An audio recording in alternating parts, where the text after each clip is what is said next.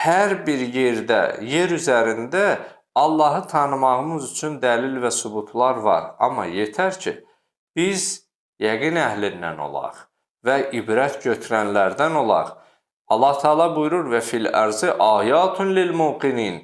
Yer üzərində məni tanımaq istəyənlərə, yəqin edənlərə dəlillər, sübutlar var. Hətta Sədi Şirazinin Gülüstan əsərində belə bir beyti var.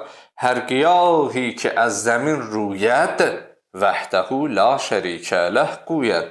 Hər bitki ki yerdən çıxır, hər qiyahi ki əzzəmin rüyət vəhdəhu la şərikə ləh qüyyət. Allahın təkliyini, tohidi təsdiq edir. Ərəbi bilən əzizlərimiz bilir, ərəb əlifbasında lə hərfi, lə iləhə illallah yazı qaydası 2 haçalı, bəli, əlif və ləmdən ibarətdir.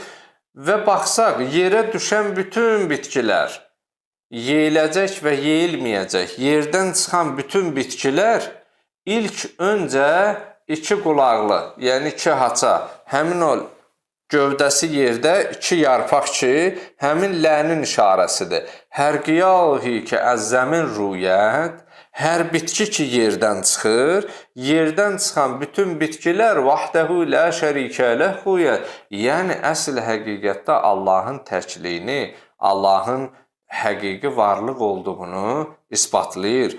Baxsaq, yəni bu kainatı yaradan bir Allah var deyə, o bizə işarələr və müəyyən bir yollarla ona çatmaq üçün ibrət götürəcəyimiz, ibrət alacağımız hadisələri bizim qabağımıza çıxarır.